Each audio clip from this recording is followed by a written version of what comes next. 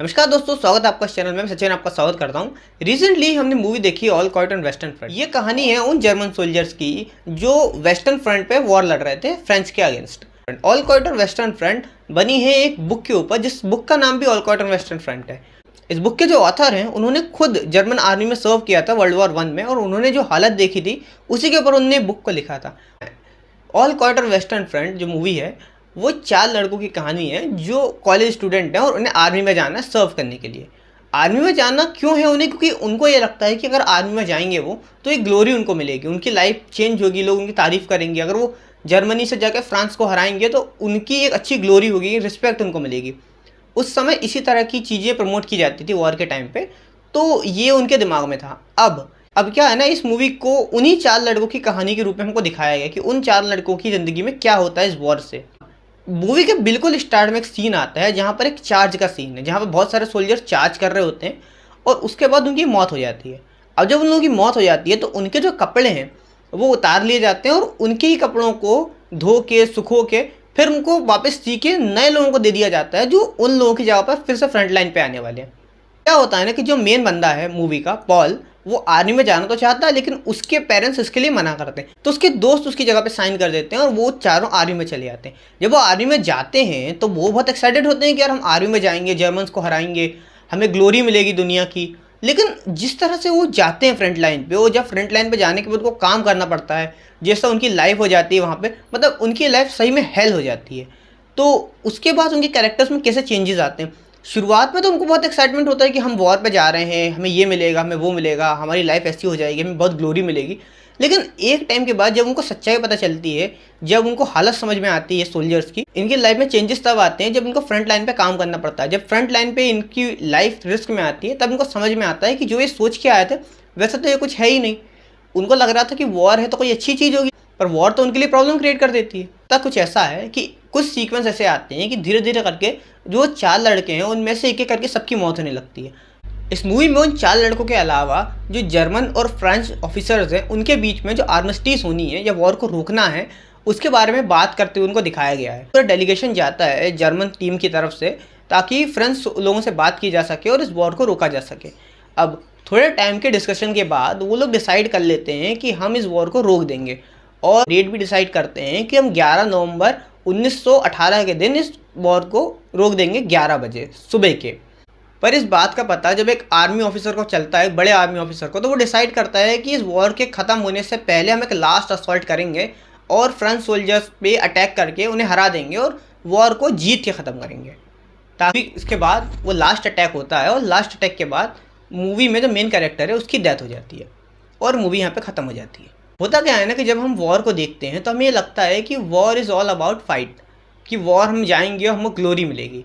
लेकिन होता क्या है ना कि वॉर केवल ग्लोरी की नहीं है। खास तौर पे जो वर्ल्ड वॉर जो थी वो बहुत लंबे टाइम तक चला हुआ कॉन्फ्लिक्ट था। जैसे कि हमें बहुत सारे लोगों को पता है कि जब इस वॉर की शुरुआत हुई थी तो केवल एक व्यक्ति की मौत से, फ्रांस फर्डिनांड की डेथ से, इस पूरी वॉर की शुरुआत हो गई थी।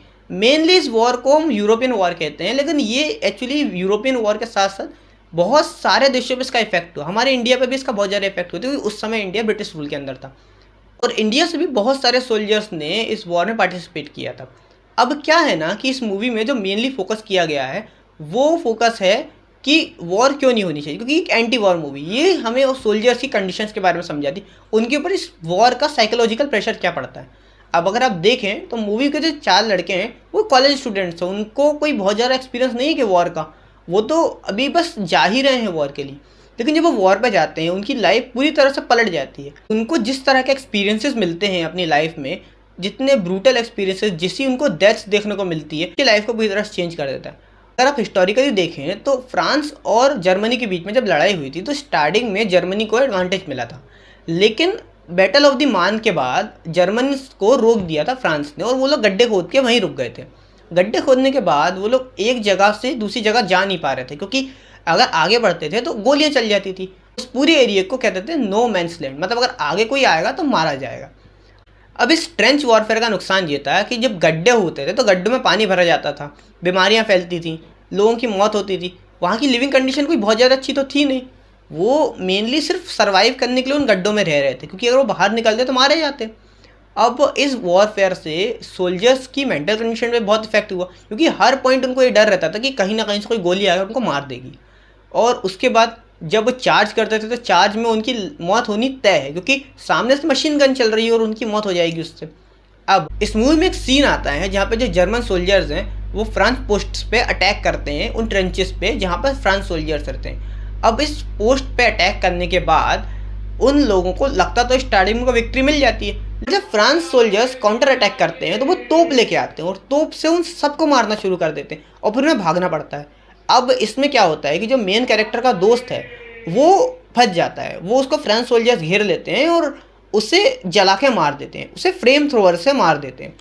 अब जब ये देखता है मेन कैरेक्टर पॉल, तो उसका जो रिएक्शन रहता है और उसके बाद फिर अपनी जान बचा के भागता है, तो एक गड्ढे में गिर जाता है जहाँ पर पानी भरा रहता है और एक फ्रांस सोल्जर उसको गोली मारने के लिए आता है, लेकिन अटैक की वजह से वो नीचे गिर जाता है। अब जब पॉल ये देखता है तो उसको लगता है कि मुझे कुछ करना पड़ेगा, तो उसकी जान खतरे में है, तो वो एक चाकू उठाता है और जो फ्रांस सोल्जर है उसको मारना शुरू कर देता है। अब मारते मारते उसको लगभग मार देता है, बहुत सारे घाव उसकी छाती पे कर देता है, लेकिन वो जो बंदा है वो मरता नहीं है फ्रांस सोल्जर। अब उसको जब मरता हुआ पॉल देखता है तो उसके चेहरे पे जो रिएक्शंस आते हैं, पहले तो स्टार्ट में वो गुस्सा रहता है, फिर वो ये सोचता है कि ये मर क्यों नहीं रहा, उसके बाद उसे काश ये मरे ना, फिर उसको पछतावा होने लगता है कि ये मरे ना मरे ना, और फिर वो अपनी जेब से रुई निकाल के उसे घाव पे रख देता है कि प्लीज़ डोंट डाई, मरो मत। अब उसके बाद उसको पछतावा तो होता ही, लेकिन फिर वो अपनी जान बचा के भाग जाता है। उसके कैरेक्टर में चेंजेस इस वजह से आते हैं क्योंकि कुछ समय पहले ही उसके दोस्त की डेथ हो चुकी होती है। एक सीन में वो कहता भी है कि मेरे सारे दोस्त मारे जा चुके हैं इस वॉर में। इसके बाद जब उन्हें खबर मिलती है कि वॉर खत्म होने वाली है तो सारे सोल्जर्स को एक जगह पे इकट्ठा किया जाता है ऑपरेशंस करने की। कुछ को गोली लगी रहती है, कुछ की इतनी बुरी हालत होती है कि वो चल भी नहीं पा रहे होते हैं। इस मूवी में जो पॉल का एक और ऑफिसर दोस्त रहता है उसके पैर में भी गोली लगी रहती है। पॉल उसको कहता है कि वॉर खत्म हो गई, अब तो हम घर जाने वाले हैं, लेकिन वो इस तरह से जीना नहीं चाहता। वो सोचता है कि यार इससे अच्छा तो मैं मर जाऊँ, वो ज़्यादा अच्छा रहेगा। तो जब पॉल उसको सूप देता है पीने के लिए तो वो उससे बोलता है कि मुझे कांटा दो। जब वो कांटा लेता है तो वो कांटे से अपनी ही गर्दन पे मारना शुरू कर देता है और उससे मार के खुद को मार लेता है। मतलब उसके लिए ज़िंदगी की कोई वैल्यू ही नहीं रह जाती है इस वॉर के बाद। ये हमें उन सोल्जर्स का ब्रेक डाउन दिखाता है कि वो इतने ज़्यादा त्रस्त हो जाते हैं इस वॉर से कि वो चाहते हैं कि ये ख़त्म हो, और जब ये ख़त्म होती है तब तक वो इतनी बुरी तरह से परेशान हो जाते हैं कि उनके लिए जीने का कोई मकसद ही नहीं बचता। मूवी के बिल्कुल लास्ट में जो असॉल्ट सीक्वेंस आता है जहाँ पर जर्मन सोल्जर्स को एक जगह इकट्ठा किया जाता है और जो कैप्टन रहता है, जो जनरल रहता है, वो कहता है कि हम लास्ट अटैक करेंगे उनकी पोस्ट पे और इस सीज फायर से पहले हम एक जीत डिसाइड करेंगे ताकि इस वॉर में जर्मनी की जीत हो, इस तरह से। अब इस असॉल्ट पे जब पॉल जाता है ना, तो अगर आप उसके चेहरे को देखें ना तो आपको ये समझ में आता है कि वो पूरी तरह से ब्लैंक हो चुका है। अब उसके लिए जीने का कोई मकसद नहीं है। वो हमें उसके कैरेक्टर से समझ में भी आता है। जब ये वॉर पे जाता है वो डिसाइड कर लेता है कि अब तो कुछ रहा नहीं है, अब तो बस मरना ही है हमारा, तो वो मरने को भी तैयार रहता है। वो वॉर शुरू होती है, वो जाता है, अटैक करता है। स्टार्टिंग में तो उनको विक्ट्री मिलती है, लेकिन एंड में एक सोल्जर उसको गोली मार देता है और एंड में उसकी भी डेथ हो जाती है। तो हमें इस मूवी के ख़त्म होते होते समझ में आ जाता है कि वॉर कोई ऐसी चीज़ नहीं है जो हमें लगती है कि बहुत अच्छी है। अब जो मूवी है ना वो मेनली फोकस इसी बात पे करती है कि वॉर का कितना बुरा इफेक्ट पड़ता है एक आदमी पे, एक सोल्जर पे और एक कंट्री के ऊपर। ये जो मूवी है ना ये आपको इमोशनली ब्रेक डाउन कर देगी। आप जब इस मूवी को देखना शुरू करते हैं ना तो स्टार्ट से लेके एंड तक ये आपको उस जोन में ले जाती है जो ब्रूटैलिटी एक वॉर की होती है ना, उस तरह से। क्योंकि वॉर कभी भी नॉर्मल नहीं होती, वॉर हमेशा आर रेटेड होती है। वॉर्स में जिस तरह का ब्लड शेड होता है वो हमें ऐसे समझ में नहीं आता जब तक, क्योंकि आंकड़ों से हमें चीज़ें समझ में नहीं आती। जब आप एक्चुअली ग्राउंड्स पे उतरते हैं तब आपको समझ में आती है चीज़। वर्ल्ड वॉर आपको समझना है तो आपको उस सिनेरियो को एक बार ध्यान से देखना पड़ेगा, उस ब्लड शेड को समझना पड़ेगा। इस वजह से इस तरह की मूवीज़ बननी भी ज़रूरी है। तो ये एक अच्छा एग्जाम्पल है एक एंटी वॉर मूवी का। तो अगर आपको ये सीरीज़ पसंद आ रही है तो आप इस सीरीज़ पे और भी वीडियोस देख सकते हैं। इससे पहले हमने ब्रेव हार्ट, ट्रॉय और शिंडलर्स लिस्ट के बारे में बात करी है, उसके बाद ये चौथा वीडियो है। तो अगर आपको वीडियो पसंद आया है तो आप वीडियो को लाइक करें, शेयर करें, चैनल को सब्सक्राइब करें और अपने कमेंट सेक्शन में थॉट्स बताएं ताकि हम इस तरह के और वीडियोस बना सकें। तब तक के लिए अपना ख्याल रखिए, तब तक के लिए राधे राधे।